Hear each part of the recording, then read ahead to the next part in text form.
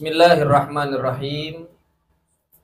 Alhamdulillah wassalatu wassalamu ala Rasulillah sayyidina wa maulana Muhammad ibn Abdillah wa ala alihi wa sahbihi wa man walah la haula wa la quwwata illa billah.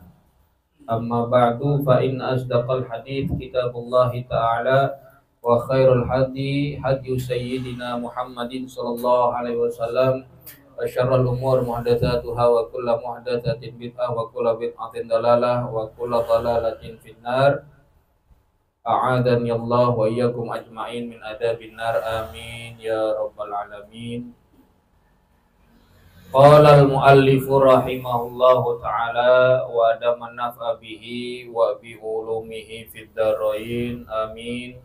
Jamaah Majlis Kopi Hitam yang dirahmati oleh Allah Subhanahu wa taala, kembali kita membahas kitab Sulamut Taufik sampai kepada pembahasan tentang haji dan umroh, yang mana minggu lalu kita ngebahas rukun-rukun daripada haji dan juga umroh. Maka kita lanjutkan malam hari ini. Dikatakan di dalam kitab ini wa haruma ala man ahrama, dan haram ala man ahrama atas orang yang berihram, baik laki-laki maupun perempuan. Jadi perkara yang harus kita bahas malam hari ini yaitu larangan-larangan bagi orang yang berihram, laki-laki maupun perempuan.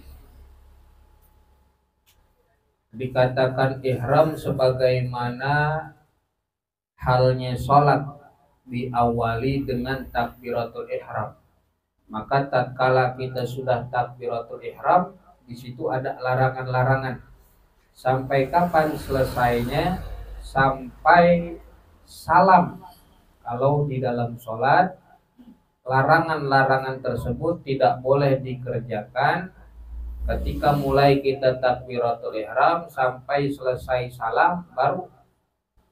Contoh kayak misalkan kita setelah takbiratul ihram itu nggak boleh ngobrol udah orang sholat, kecuali nanti setelah salam baru boleh ngobrol atau hal-hal yang lain. Kenapa? Karena itu bisa membatalkan sholat. Begitupun dalam haji dan juga umroh ada larangan-larangan yang harus kita perhatikan.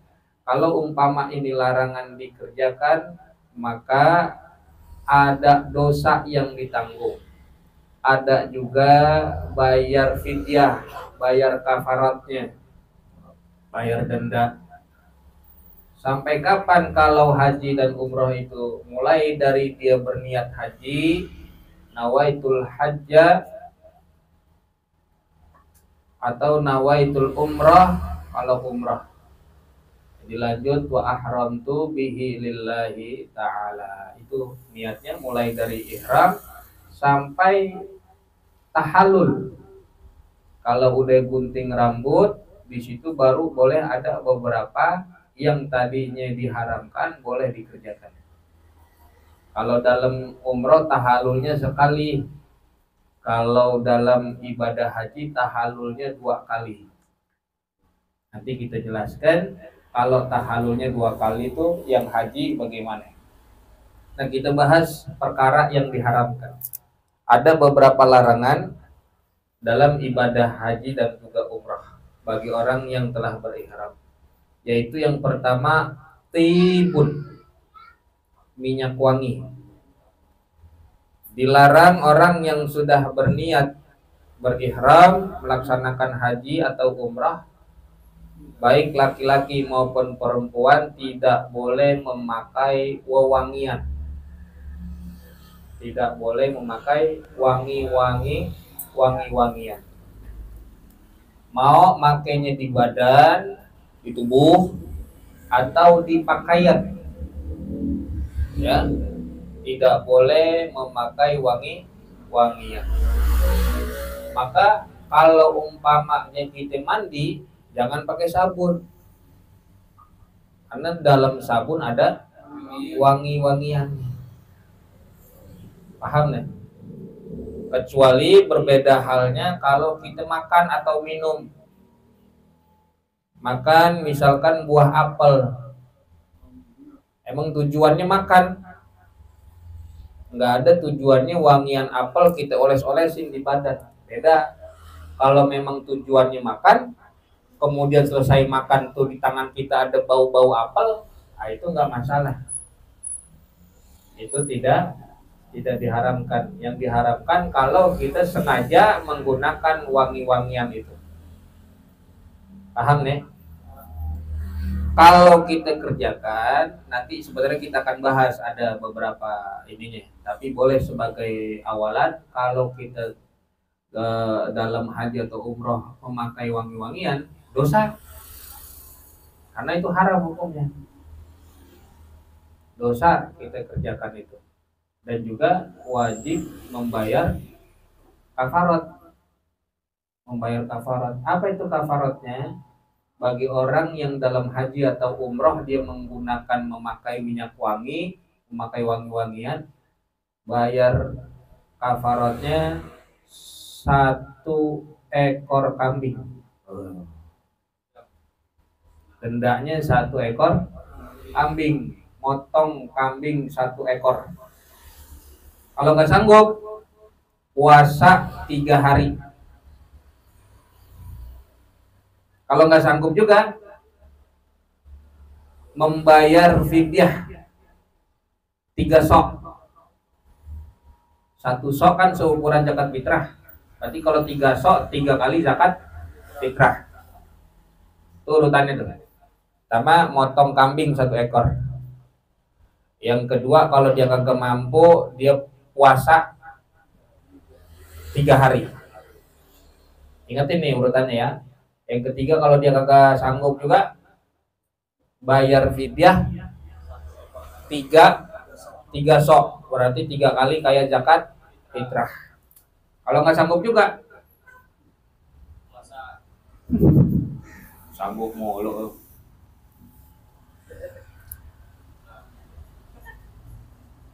Itu harus dibayar ya, harus dikerjakan.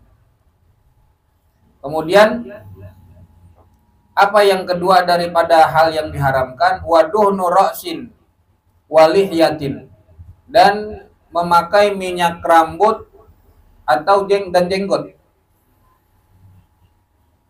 Menggunakan minyak rambut atau dan juga jenggot. Itu nggak boleh juga sama. Pakai minyak rambut atau minyak jenggot. Oke, kalau aman mah, ini jenggot Pak Haji kalau mau berangkat tuh dipotong deh tuh. Kalau mau aman. Kalau sebab nanti ada beberapa juga yang diharamkan. Takutnya rontok atau nggak sengaja kecabut, bayar denda tuh. Ya. Tadi yang pertama minyak wangi nggak boleh. Yang kedua minyak rambut atau jenggot juga diminyakin nggak boleh. Wa izalatu dhufrin wa sya'rin. Yang ketiga menghilangkan kuku dan juga rambut. Memotong kuku dan juga rambut juga nggak boleh tuh. Memotong kuku, rambut, jenggot nggak boleh. Dosa, hukumnya tetap sama. Dan juga membayar kafarat.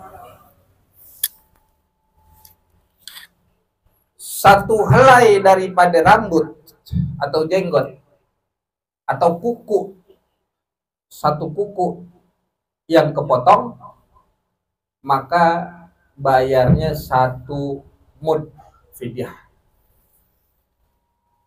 Bayarnya 1 mud fidyah. Kalau berapa tuh tadi? 1 helai rambut atau 1 potong kuku. Kalau 2 helai rambut atau 2 kuku,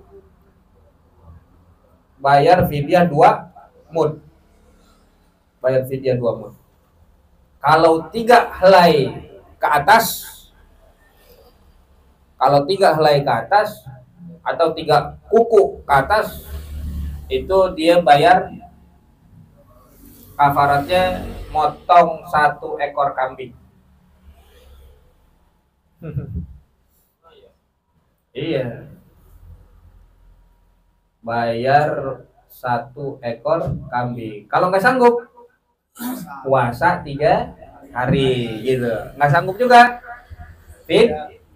fidyah 3 so' atau 3 kali zakat fitrah. Gitu, paham ya? Diperbolehkan dan juga tidak berdosa umpama ada uzur, misal rambutnya kutuan atau kotor panas ya, itu boleh, nggak dosa, tapi tetap bayar kafarat,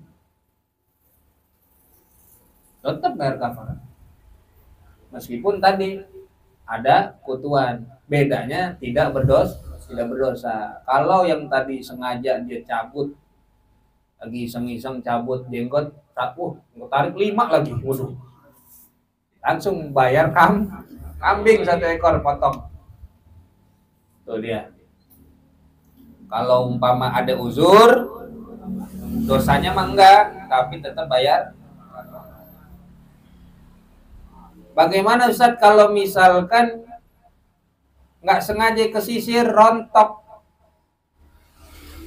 Kalau umpama dia tahu kalau dia nyisir rambut itu selalu ada yang rontok, maka bayar tetap dan juga dosa dan juga bayar kafarat. Kalau umpama nggak tahu rontok, dosa enggak, tapi tetap bayar. Makanya hati-hati itu. 1 helai tadi berapa? 1 mud, 2 helai, 2 mud, 3 helai, 1 ekor kambing. Masya Allah. Tuh persoalan tadi tuh untuk rambut sama kuku tuh. Kemudian wajimaun. Nah, ini perkara yang besar nih. Wajimaun dan bersetubuh, berjima, baik dengan pasangan halal atau tidak halal.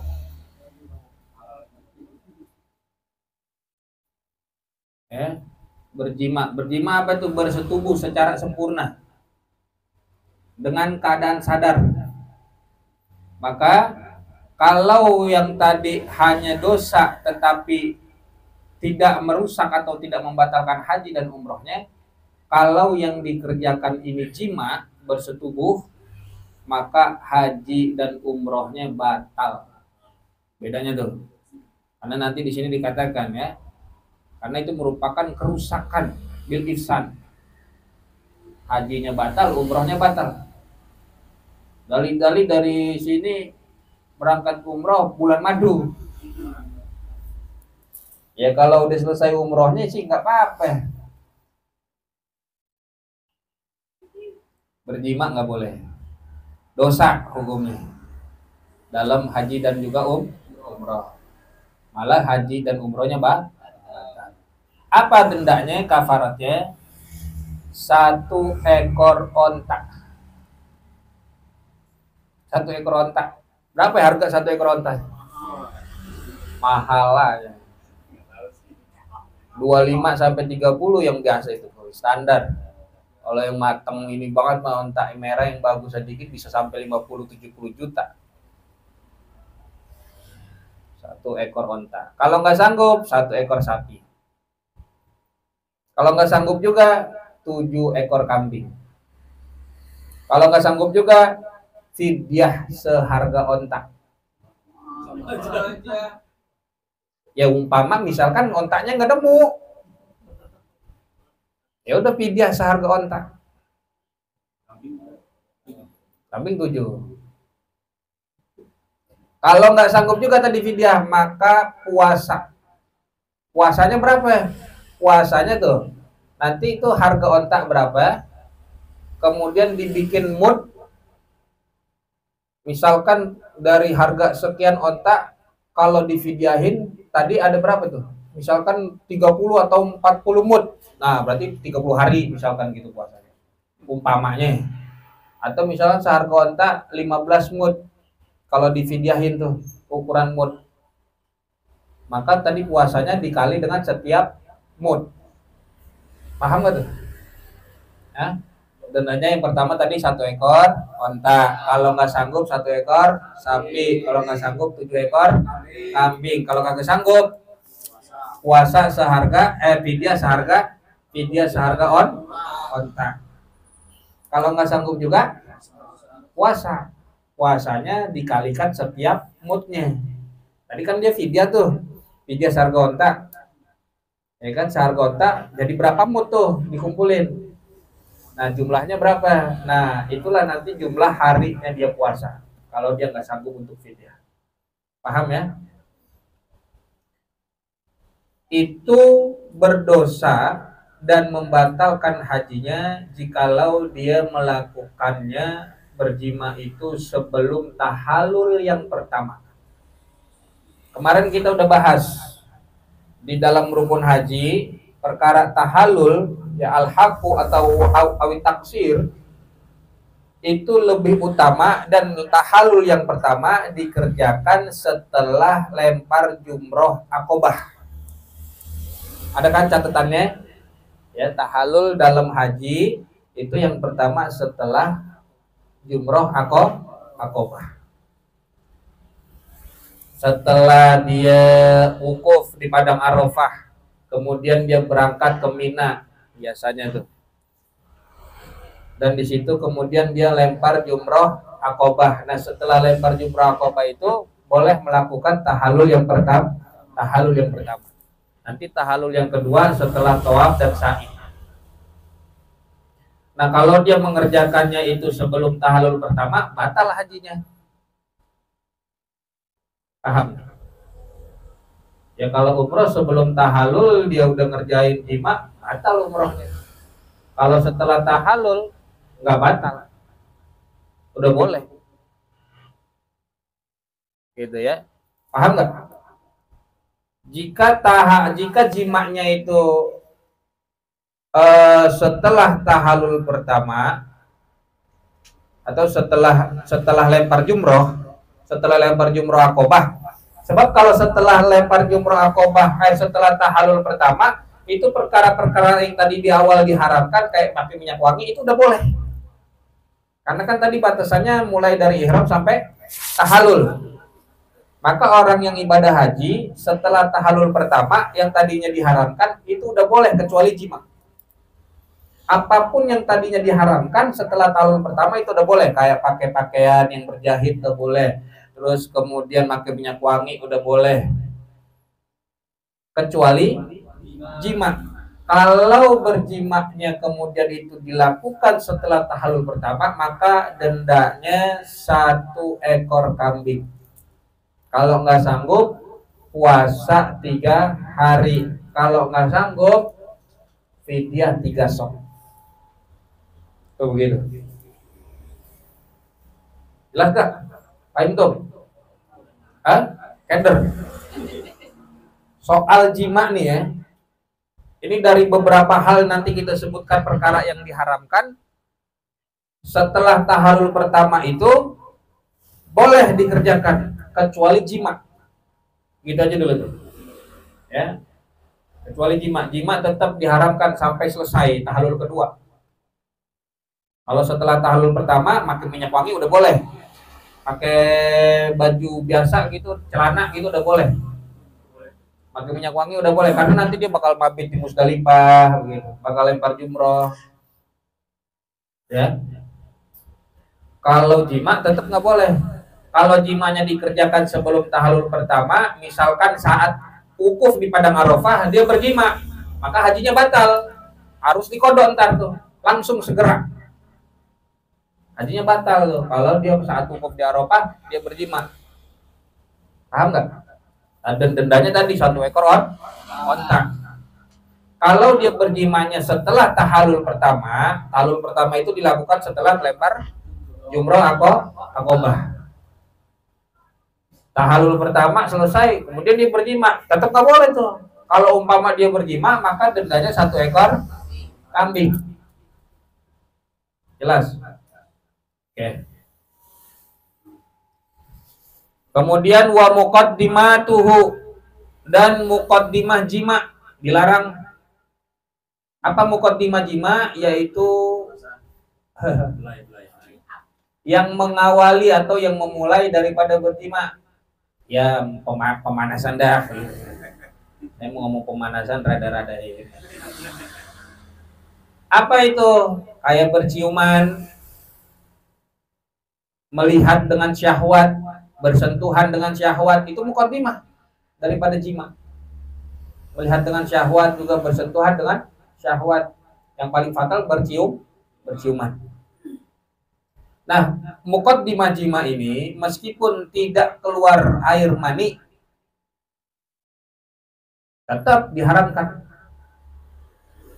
Berciuman misalkan dia tanpa penghalang, meskipun tidak keluar air mani, tetap diharamkan dan dosa dia. Kecuali ciuman tanpa ciuman dengan penghalang. Kalau ada penghalang tuh, ada penghalang dia ciuman, ya, dia berciuman dengan adanya penghalang atau melihat dengan syahwat. Kalau melihat dengan syahwat, meskipun keluar air mani, nggak kenapa-napa, ya, tidak merusak daripada hajinya. Kalau dia berciuman dengan penghalang, atau tadi melihat dengan syahwat. Yang paling fatal tadi dia ciuman tanpa penghalang, meskipun tidak keluar air mani tetap diharamkan. Nah, bagaimana kalau mengeluarkan air mani dengan sengaja di saat ibadah haji atau umroh? Ya kagak boleh juga. Justru di situ perkaranya tuh diharamkan. Ya, mohon maaf, onani, masturbasi itu nggak boleh. Perempuan, laki-laki sama nggak boleh. Kalau misalkan berjimaknya tadi diperkosa, Pak Ustadz, bagaimana?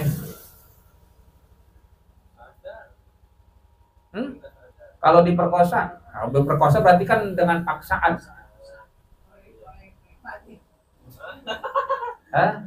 Nah, jadi ini ada 2 pendapat dari Imam Ibnu Hajar. Kalau dari Imam Ibnu Hajar, keduanya bayar kafarat. Ya, suami istri yang berjima sukarela dalam keadaan sadar, suami istri ini keduanya bayar kafarat, kecuali yang diperkosa. Kalau yang diperkosa hanya laki-lakinya saja yang membayar kafarat, baik itu laki-laki pasangan halal ataupun tadi dia dizinahi atau diperkosa oleh orang lain, tetap laki-lakinya yang bayar kafarat. Itu menurut Imam Ibnu Hajar. Sedangkan menurut Imam Romli, tidak ada urusan soal diperkosa, sukarela atau apapun itu. Tetap yang bayar hanya suaminya saja atau laki-lakinya saja. Perempuannya enggak. Mau sukarela ataupun mau dipaksa, diperkosa, yang bayar hanya laki-lakinya. Itu menurut Imam Romli. Kalau menurut Imam Ibnu Hajar, saya ulangi, suami istri dua-duanya bayar kafarat, kecuali yang diperkosa hanya laki-lakinya aja, perempuannya enggak. Paham ya? Itu soal berjima dan muqaddimah jima. Kemudian wa aqdun nikahi, larangan selanjutnya adalah akad nikah, baik menikahi atau menikahkan. Artinya jadi wali atau jadi pengantin. Jadi wali nikah nggak boleh, jadi pengantin juga nggak boleh. Saat haji nikahin orang nggak boleh, haram. Dan tetapi tidak ada konsekuensi membayar fidyah. Kenapa? Karena pernikahannya tidak sah. Orang yang sedang haji dalam keadaan berihram melaksanakan pernikahan, pernikahannya tidak sah. Tetapi dia tidak membayar fidyah. Nah, menurut Syekh Nawawi, bagaimana kalau hanya melamar? Melamar hukumnya makruh. Kalau menikah hukumnya haram, pernikahannya tidak sah. Tetapi dia tidak membayar fidyah, nggak ada denda dia kalau akad nikah.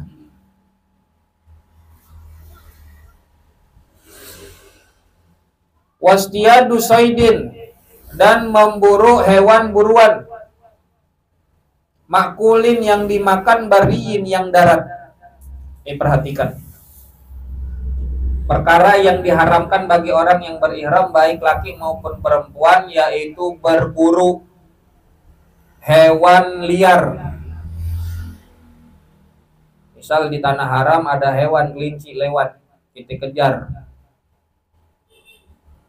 kita buru, kita tangkap, apalagi bawa pulang ke Indonesia, haram hukumnya. Ya, itu hukumnya haram. Kalau burung gimana? Sama. Biar kata bisa hidup di air ataupun di udara, tetap hitungannya hewan darat. Hewan yang bisa dimakan juga. Hewan buruan juga. Itu haram berburu. Dan di sini juga dikategorikan bagi orang yang berangkat haji atau umroh termasuk daripada kepemilikan hewan. Ini banyak yang kemudian tidak diketahui oleh kita. Kalau yang biasa miara burung, miara kelinci, miara kuda, ayam, nyamuk miara. Yang miara hewan beginian kalau berangkat umroh, berangkat haji, bagaimana?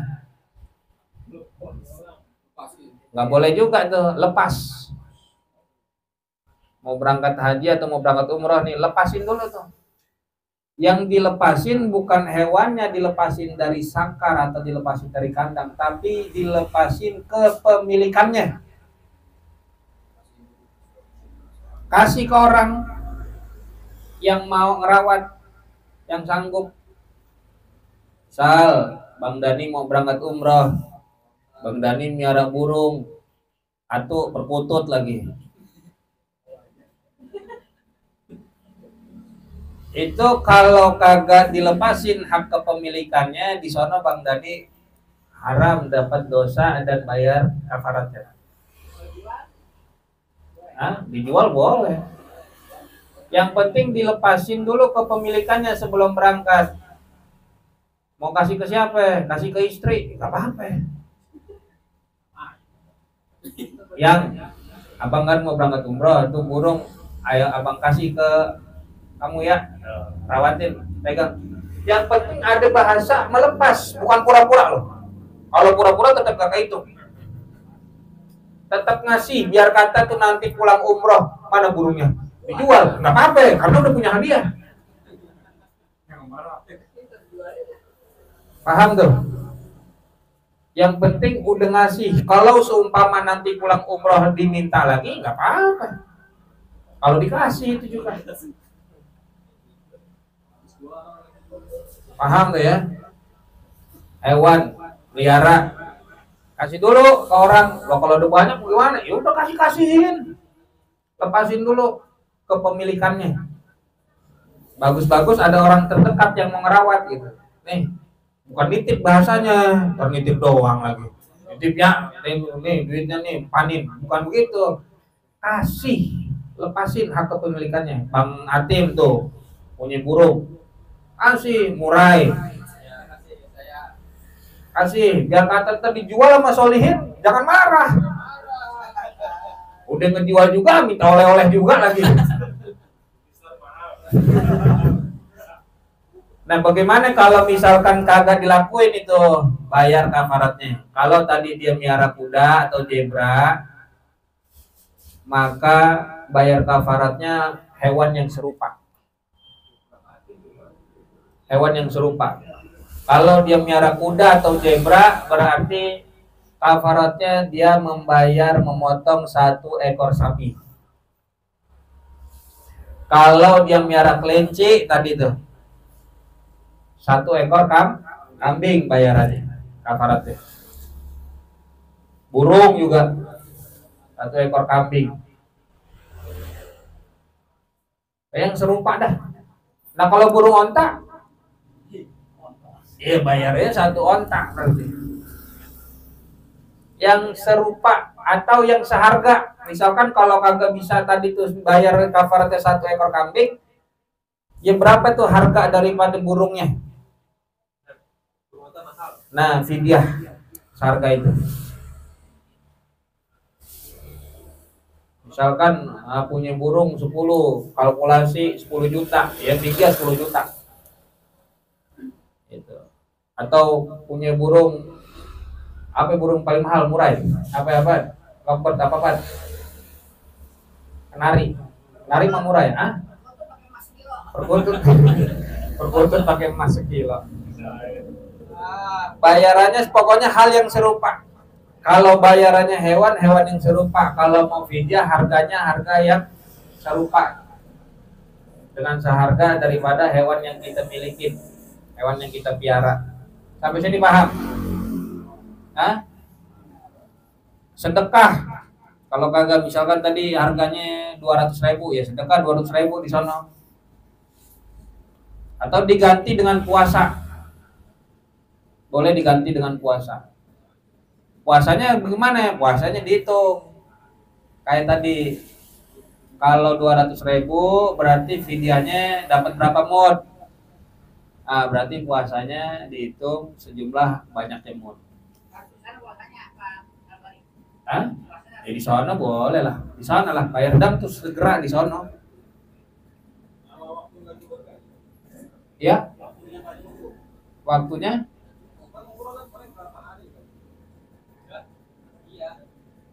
ya bayar dendanya. Puasanya nggak cukup sejumlah hari umroh, terus lanjut. Iya, itu harus dibayar. Jelas ya? Itu soal hewan, ya, memburu hewan buruan atau tadi memelihara juga termasuk kepemilikan. Wa ala rajulin satru rasihi, dan bagi laki-laki. Nah ini hanya bagi laki-laki saja. Di garis bawahi, hanya bagi laki-laki satru rasihi, dilarang menutup kepala. Baik pakai peci, sorban, topi, kain atau apapun yang sejenisnya dipakai buat menutup kepala, maka dia harus bayar kafarat bagi laki-laki. Walub sumukhayatin, dan juga mengenakan barang-barang yang berjahit. Laki-laki nggak boleh, kecuali nanti kalau haji itu setelah tahallul pertama boleh itu ya. Atau kalau umroh ya setelah tahallul beres baru boleh lagi pakai apa tadi, celana atau baju gamis. Kalau belum selesai tahallul nggak boleh, haram. Walaiha, dan bagi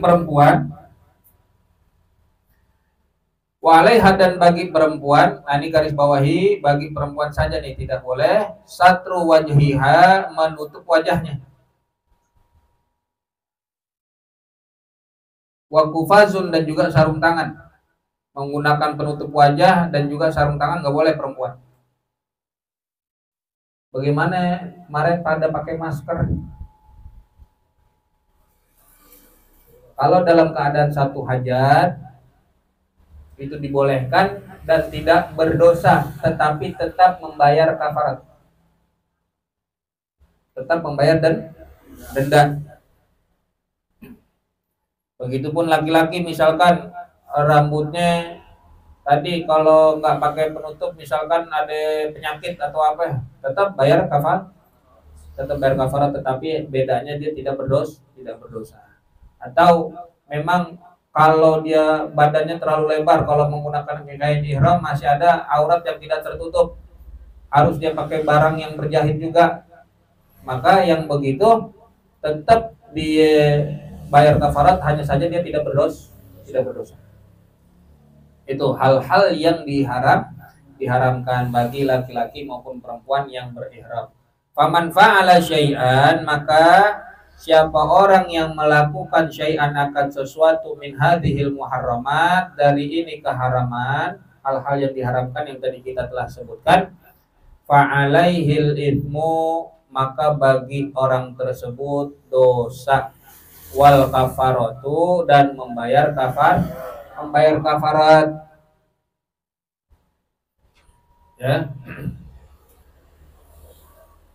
Tadi kita sudah jelaskan masing-masing kafaratnya dan juga tentang dosanya bagaimana. Ada tambahan, merusak tanaman atau pepohonan yang ada di tanah haram, itu juga tidak boleh. Kalau umpama yang dirusak itu pohon yang besar, maka kafaratnya 1 ekor unta. Kalau pohonnya pohon kecil, maka 1 ekor kambing. Kalau kagak sanggup, puasa 3 hari. Begitu kayak tadi. Nggak sanggup juga, fidyah 3 sok. Wa yazidul jima'u, dan menambah itu jima bil absadi, dengan kerusakan. Nah, maka dari keharaman-keharaman yang tadi kita sebut, larangan-larangan bagi orang yang berihram, hanya jima yang bisa membatalkan haji dan umroh. Selebihnya yang lain tidak sampai membatalkan, hanya saja berdosa, diharamkan, dan juga membayar kafarat. Wa wujubil qada'i, dan juga jima karena membatalkan daripada haji dan umrohnya, maka bagi haji di situ wajib mengqada fauran, segera, langsung mengganti hajinya di situ.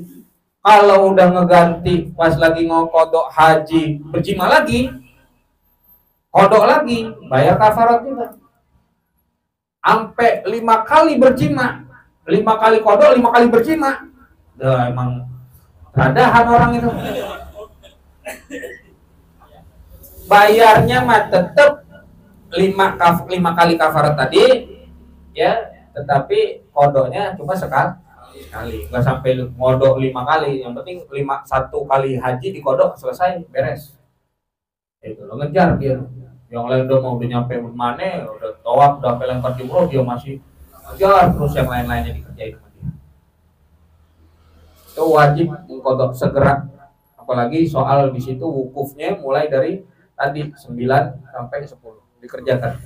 Apalagi kalau tadi orang telat datang wukuf tuh, nah itu tetap wajib kodok, karena al-hajju arafah, yang terpenting daripada haji itu adalah wukuf di padang Arafah. Umpama dia datang di sono udah lewat daripada waktu subuh tanggal 10 Zulhijjah, maka tetap situ wajib kodok hajinya. Ya, paham nggak? Wa itmamul fasidi, dan juga menyempurnakan hal-hal yang rusak. Tadi yang membuat daripada kerusakan tersebut adalah hal-hal yang tadi diharamkan bagi orang yang berihram, baik laki maupun perempuan. Wa yajibu an yuhrima minal miqati, wallahu a'lam bis-shawab. Bisiril Fatihah.